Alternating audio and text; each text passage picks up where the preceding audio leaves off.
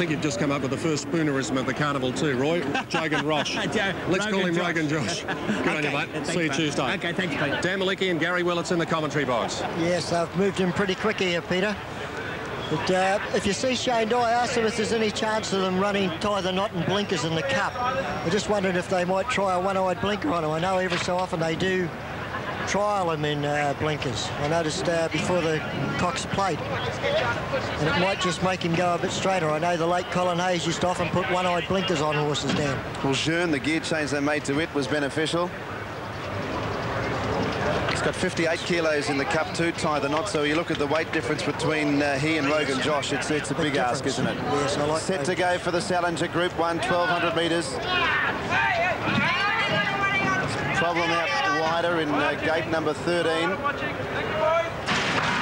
Racing now. Pickup line jumped away well. They're going to split up here.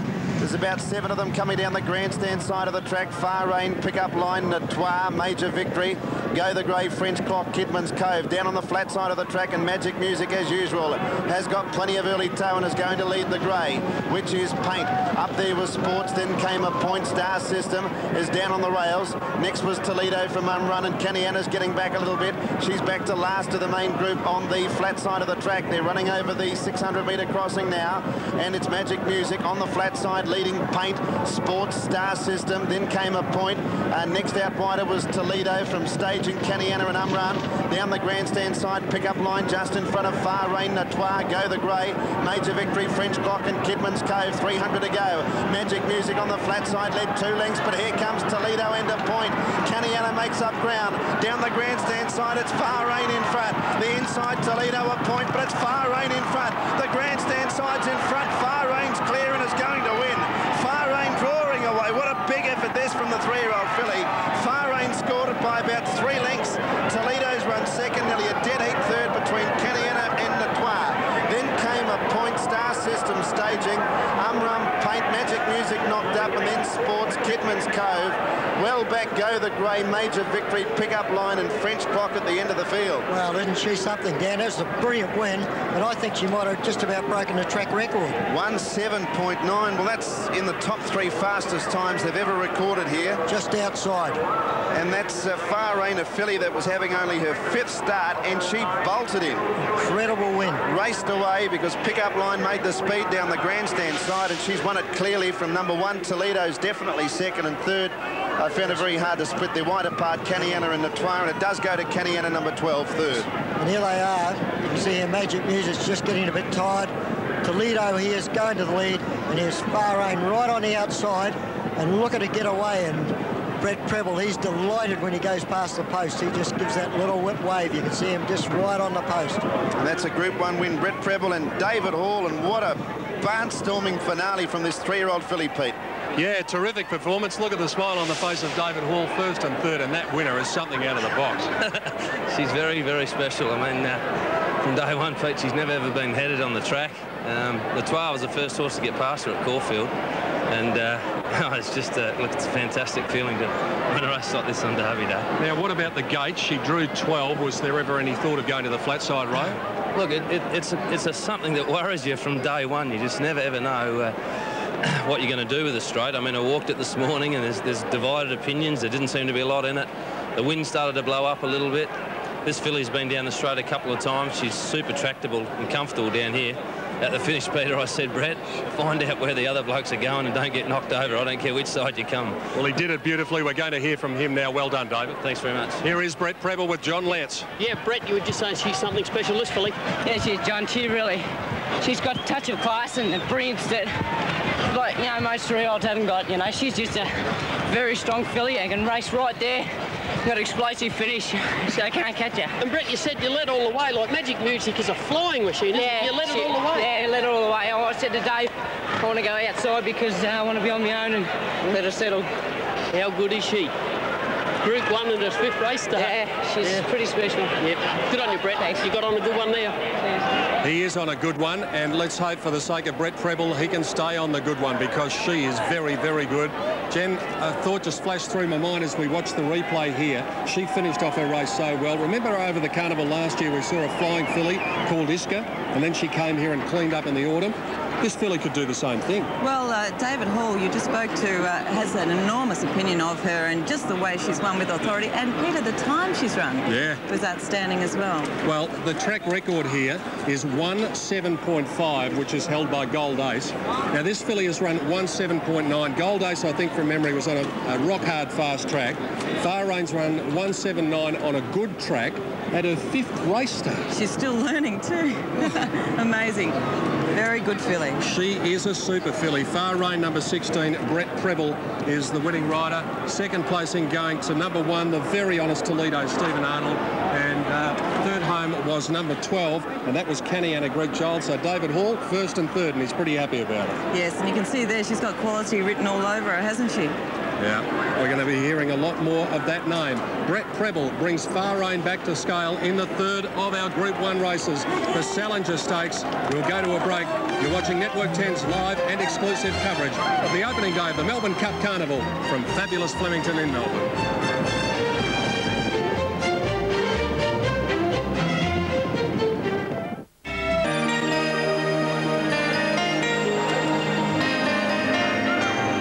Isn't she a fine sprinting filly? That's Far Rain. A lot of excitement here today, a lot of emotion here today. Amy, Victoria Derby Day. On the last Cup Carnival of the century. We're after correct weight. The very familiar wave we get from Mr. Gleeson, and there it is. Magic correct weight is there. So that means dividends must be ready. Danny. Yes, Tim, 6.20 the win and 2.50 the place for Far Rain. $3 even for number 1, Toledo, and $4 even for number 12, Canny-Anna, who came from last on the flat side. It was a good run. Quinella, $29, trifecta, $790. The race double, $215.50. Officially fourth in the Trois, who's missed third by a nose, and fifth home was number 8, and that was a point. So reiterating correct weight on race number 8, the Group 1 Salinger.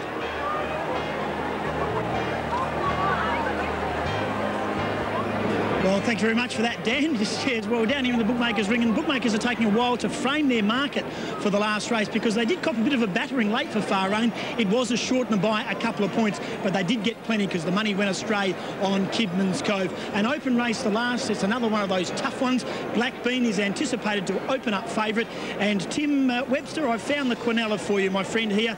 It is Tall Poppy and Happy Star. I reckon you might have $20 on that. All right, I'll be straight down there, thank you. Going okay today too, actually.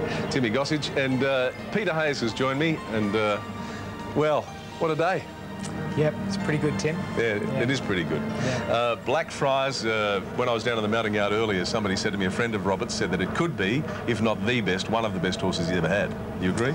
Oh, possibly, yes. Yeah. I mean, it takes a special colt to win a Victorian Derby. It's very early in the year. Most of the horses that are in it are only barely 3, and it takes... You have to have a colt with a lot of courage, and it's very sound and very tough to run the 1.5 miles at this time of the year. The way he won the race must have pleased you.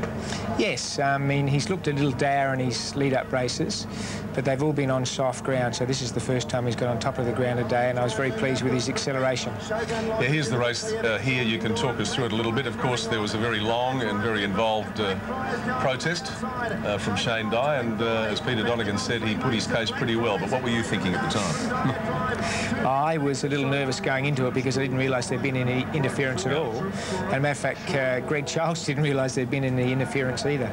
But when we saw the film, I was very relaxed about it. I felt that we came from behind Shogun Lodge. We accelerated past him. We crossed him a little bit fine as we went past him. And then he stayed on well, to his credit, Shogun Lodge, and got back to within a half a length of us. But I thought on the line we were actually holding him very, very strongly again.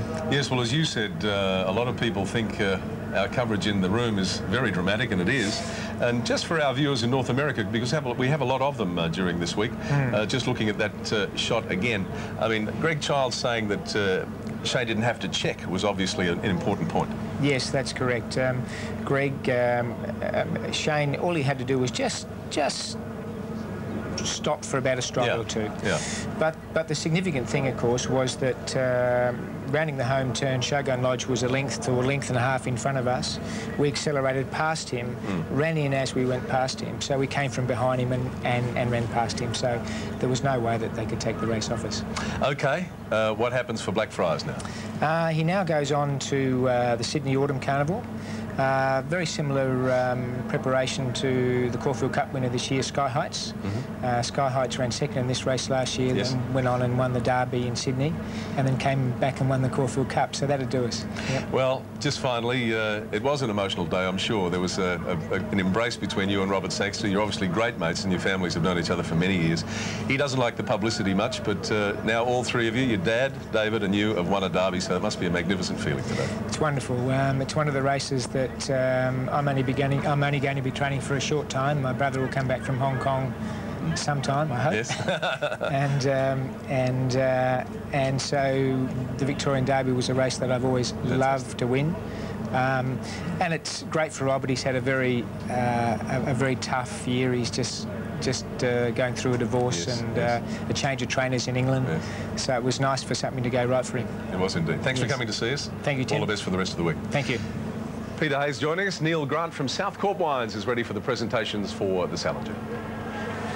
Distinguished guests, ladies and gentlemen, Semple Wines are proud to sponsor the running of the Salinger Stakes. Semple, through its sparkling wine brands, has enjoyed a wonderful tradition with Flemington, and we are thrilled once again to be involved in this great day of racing with our benchmark sparkling wine Salinger. In this year's Salinger Stakes, we've seen the best of Australian sprinters, and what better way to celebrate than with the best of Australian sparkling wine, Salinger. This year, once again, we've seen a great race and a great winner in Bahrain. And I'd like to congratulate the jockey, Brett Preble, trainer, David Hall, and owner, Craig Hilly, and take great pleasure in presenting this year's magnificent Salinger Stakes trophy to Craig Hilly representing the owners. Thank you. All right, there's presentations for the Salinger. One race to go, though, so don't go away, and that's about 10 minutes away. You're watching AAMI Victoria Derby Day 99.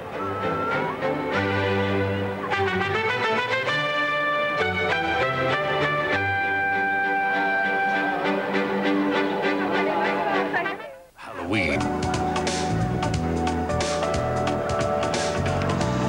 Flemington Racecourse on AAMI Victoria Derby Day, time of the afternoon when it gets nice and relaxed down there. If you want some money, another bottle of champagne, or you've got the Get Out Stakes. And Peter Donegan, Tim Gossage reckons he's got the quinella in this. If he has, he's a better man than I am, but you and Jenny will know. Well, famous last words from Tim Gossage, actually, Tim, because he's told us that before, Jen. That's true. But he's always in there trying, and that's one thing that you do like about Tim Gossage, that he's never short of having a dip. Never gives up.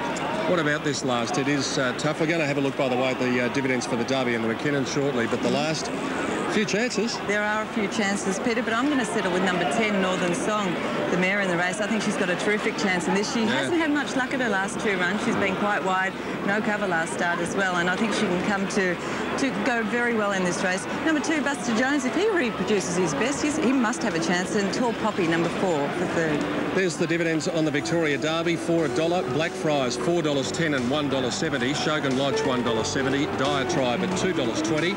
Trifecta paid $59.70. Quinella $7.20, and the race-to-race double $58.70. The protest second against first was dismissed, and then the upset came in the Louis Vuitton McKinnon Stakes with the Bart Cummings trained Rogan Josh. Most people consider him a handicapper. He's won today at weight for age, $16.10 and $3.60, and he is going to vault up the Melbourne Cup charts.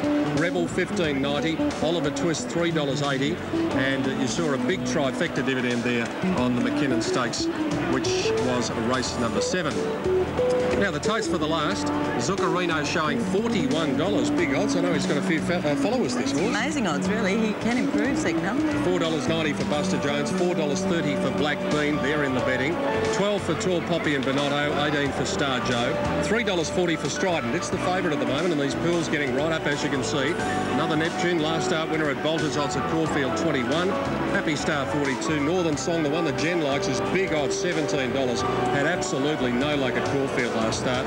Western Magic 33, Royal Voyage 39, and Della Vista down the bottom is also showing pretty big odds at $39. This race is over 1,400 metres, and it's the first of the 1400s we've seen today. And they'll start right over on the far side of the track, and they'll do so in front of a very big crowd, Jennifer. Yes, I do have the crowd figures here for Derby Day. It's 76,514 people. It is an all-time record once again. They just keep on breaking records here, and with 76,500, it's no wonder we can't see Tim Gossage all the time. All those people standing in front of you, Tim. Yes, well, even the tall people like me get obscured every now and then, Pete. Well, down here in the last race, it is a race in 3 according to the bookmakers. 2 Buster Jones, 3 Blackbean and 7 Strident. The best back runner out of those 3 is number 7 Strident. And Jen's tip, of course, Northern Song. It's about 17 on the tote. Well, you can about half that here in the bookmakers ring. And just a nice touch, Pete. Tommy Forrest is the breeder of Rogan Josh, the winner of the McKinnon Stakes. Now, Tommy's not very well. He came across to see the horse race today. He was almost going to go home. He's very, very ill. He hopes to be here for Tuesday, the Melbourne Cup, but he got a big thrill anyway. But he's doing it tough, Tommy Forrest, but he would have got a big buzz about today. Yeah, well, he'll get a big buzz out of today, Tim, and he might get an even bigger buzz out of what that horse might do on Tuesday, Jen. Yes, he looks like he's got a terrific chance now. Well, for those of you who may be just joining us and wondering where the last race is, it was due at 4:45. We had a protest in the Amy Victoria Derby today, so that is the reason we're running a little bit behind time. Horses are not yet in the mounting yard, so it's probably going to be a good 8 to 10 minutes there. You can see them still in the bird cage. So we'll take a break from Flemington, and hopefully you might be able to increase your winnings or maybe get out on the final event, the Yallumby Stud Stakes, on the first day of the carnival.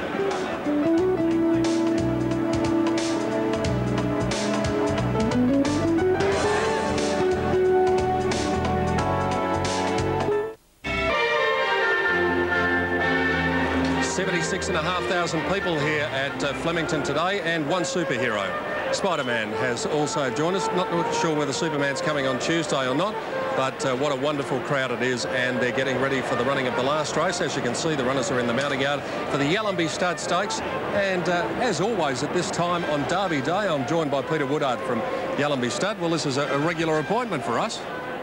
It is, Pete. I know we're running short of time, but yeah, it's a great day, big crowd, so we couldn't be happier with the response. Now, you've got Spartacus, of course, at Yallumby Stud, and he's got his first foals on the ground. His first foals are now gracing our paddocks, and they're terrific types, so it won't be too long, and we'll see some progeny here, hopefully on Derby Day, running out here by Spartacus. Well, if they can go as quick as he did, then they'll be very quick. Now, I said that we have a regular date here. Now, you've tipped the winner the last couple of years, haven't you? I have. I've got the punters out the last couple of years. Last year, Jimmy Cassidy won the race on Bazille Bay. This year, I'm going to stick with Jimmy Cassidy and go with number 7, Strident. And he's not paying much, but a win in the last is as good as anything, I think. Doesn't matter if they're skinny odds, Pete, so long as they win, that's the main thing. Thanks to Yallumby Stud for its continued support of the Melbourne Cup Carnival, and let's hope you can make it 3 winners in a row in the last race on Derby Day. Well, go Strident. Good on you, Peter. Peter Woodard from Yallumby Stud, joining us here in the mounting yard as we survey the scene with these horses. Jenny Chapman joins me. Zuccarino, we can't get over the fact that he is enormous odds. Well, he is, Peter, and he didn't fire first up, but that's not all that unusual for Zuccarino, but he can dramatically improve second up. So at 40 to 1, if you're taking a trifecta, he's not the worst. He's a seven-year-old, though. That's the only thing. He doesn't know that, though. No, he doesn't. He looks well. On his birthday cake. Yeah. Number 2, Buster Jones, Damien Oliver, the rider. Lee Friedman hasn't had the best of luck today. He's been thereabouts with a few of them. He's a class galloper, this fellow, but he can find a way sometimes. He can, and last start Damien was fined $500 for not riding him out. That was his first up run. He does love the dry track. He is more than capable here, and I think if he puts his best foot forward, he'll go very close. You can probably hear in the background that the singing syrup is starting to kick in here at Flemington as we get towards the end of the first day. Blackbean, I was particularly taken with his run at Caulfield, Jen. Got a long way back. They didn't come from back in the field that day, and he loves Flemington.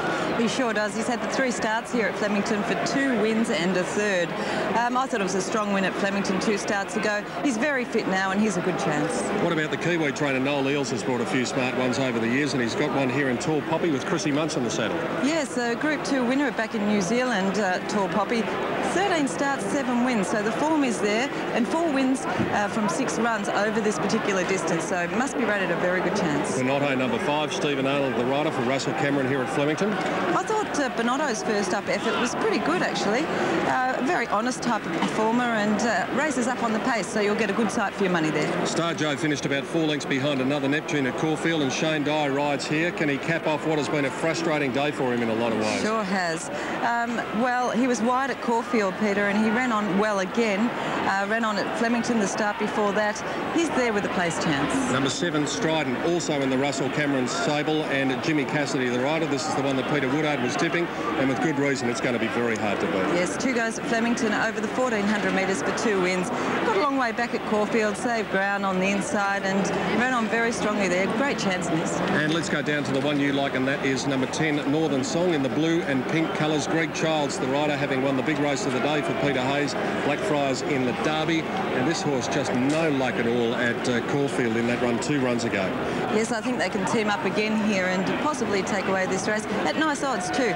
This horse has had no luck at her last couple. She's been caught wide on both occasions, and she'll be up there on the pace, and I think she'll give a great sight. All right, for all of those punters who are trying to have the trifecta in the last race, Jennifer, it's your duty now to give it to them. Well, I'll try my best, but it has been a pretty tough day, so I hope you are winning at home. I'm going with number 10, Northern Song, from 2, Buster Jones, and number 4, Tall Poppy. Yeah, I thought Northern Song had a very good each-way chance, but I've gone for that fellow, Blackbean. He's a handsome black horse, well named. He's actually officially brown in the race book, but he looks more black than brown, and I think he'll show his liking for Flemington by winning today, the final race on the card. Let's just have a quick look through the tote figures as we look at some of these horses going to the stalls. Zuccarino, as we saw, big odds. Buster Jones at $4.60. Blackbean has blown out 30 cents out to $4.50. There's Strident and Jimmy Cassidy going to the gates. Tall Poppy's come in a bit. It's trimmed up $1.60 in to $12. And as we continue to look through them, Tim Gossage has got some updated information in the betting ring. Yeah, Peter, it comes from the Melbourne Cup market. Just speaking to leading rails bookmaker Michael Escanda, he said this will be updated at 6 o'clock tonight when basically the final field is announced. But he said at this stage, 4-1 Sky Heights and Tie the Knot, 5-1 Rogan Josh, 8-1 Travel Mate and LaBelle, and 10-1 the Heights. So, of course, the big firmer in all of that is today's winner of the McKinnon, Rogan Josh. All right, Tim, well, 22 of the 24 horses are certain starters in the Melbourne Cup. Now, the last 2 places will probably come from these horses. Sea Squill, we've been advised earlier, is unlikely to run and will probably go to the Queen Elizabeth and then Hong Kong. Able Master looks as though it might get a run. Miss Danehill is pretty 50-50 at the moment, Jen. Nazaro, Rebor, Striding Edge and Zaza Bell, they are the ones fighting out the last 2 places in the field. And there are 24 runners. That's the capacity field in the Foster's Melbourne Cup here on Tuesday. So looks as though Able Master might get in, with Sea Squill and Miss Danehill a little bit doubtful, but that will be finalised, of course, here at Flemington tonight. Well, as far as Tie the Knot is concerned, he might be equal favourite with Sky Heights at the moment, but you just couldn't possibly have him on that run today. And as I said to Roy Higgins, we've got to hope, for the sake of Shane Dye and Guy Walter and the thousands of people who backed Tie the Knot in the Melbourne Cup, that it was just an aberration today. Yes, let's hope so. I mean, the horse has been racing so well, and you know, we know he's a very, very good stayer on his day. And, well, yes, I hope there's nothing wrong with him. Rogan Josh, the winner of the Louis Vuitton McKinnon Stakes today. Of course, as we said, handicapping is really his go. He carried 58 kilos today. He carries 50 kilos in the Melbourne Cup. Yes, very, you know, he's just coming right at the right time, that horse. Yeah. And in great hands of Bart Cummings, so he must come into serious contention there. Of course, there is every chance that the Melbourne Cup winner wasn't here today, and I speak of the horse that won the Caulfield Cup in Sky Heights.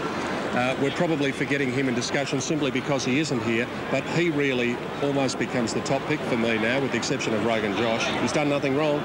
Absolutely nothing wrong. In fact, you know, he's just in great form, and he's had a day off today, so I'm sure he'll be nice and fit and fresh for Tuesday as well. And of course, there's the international travel mate as well that's quite in the contention in the betting. We'll be staying here at Flemington for the running of this last race, and we'll be taking you to 10 News around Australia at 5 minutes past 5. That's Eastern time, of course, as Buster Jones goes up into the stalls. I heard Gary Willits before, Jen, suggesting that maybe they might look at putting the one-eyed blinker on Tie the Knot. We did ask Shane Dye about that. Should the blinkers go on? And his reaction was swift. Definitely not. Yes, well, I don't know. I mean, Shane Day rides a horse. He knows the horse better than most people, and likewise his trainer. So I think you'd have to leave that in their hands. Well, there have been all sorts of permutations as far as the Foster's Melbourne Cup is concerned. There's going to be a few more between now and Tuesday. More immediate matters. There's Damien Oliver right up close and personal before the start of the last. Dan Malicki and Gary Willits have done a great job on the first day of the carnival. Here they are for the last time tonight. Yes, thanks, Peter. By gee, I like the look of the number 7 Strident as I was going down. Black Bean looks very well, and Damien Oliver's mount. Be good if Damien Oliver or Jim Cassidy could fight this one out. They've been, the stars of Caulfield and Moonee Valley, Dan, and they've got to get a winner today, the pair of them. The first and second favourites. Matthew Allerton trains 3 runners in this race, including Black Bean, who's been well in the market. Zuccarino, the grey, and also Royal Voyage are his other runners. Royal Voyage steps up to the outside stall and they're set to go for race 9, the Yallumby Stud Stakes.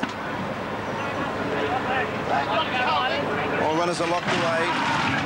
Off and racing now. Buster Jones just a little bit slow from the inside. Western Magic gets back and Strident last early. Northern Song bounded in front, but Zuccarino's pushing through on the inside. A little wider out was Tall Poppy, the New Zealander, and Bonotto was handy to them. Then Della Vista, Royal Voyage wide. Next is Black Bean. Buster Jones back a bit worse than midfield now on the rails. From Happy Star, Western Magic 3 deep, and then Star Joe. Another Neptune, and 2 lengths away Strident settles last. 8 lengths from the leader, Tall Poppy. 800 to go. Tall Poppy 3/4 to Bonotto, wide out, but now coming across to get up outside the leader. Northern Song 3rd, Zuccarino's 4th down on the inside as they make their way up to the turn. They've got 600 metres to travel. Royal Voyage is out there 3 wide.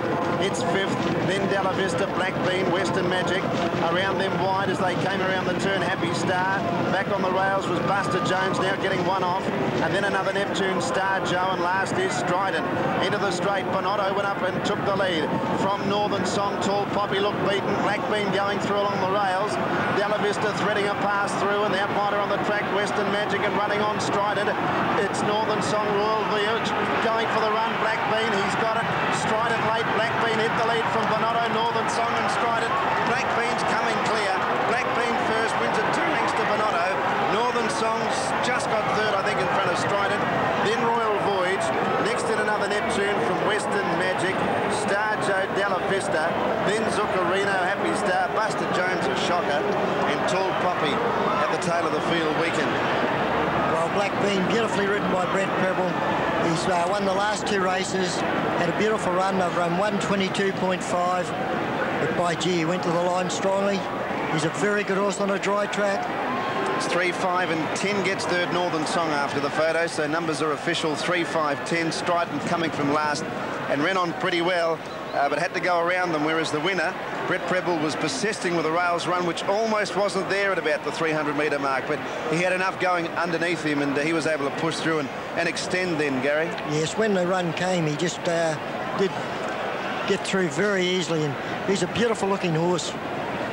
Got a very good record at Flemington, as long as the track's dry. He just doesn't seem to handle it when it's wet.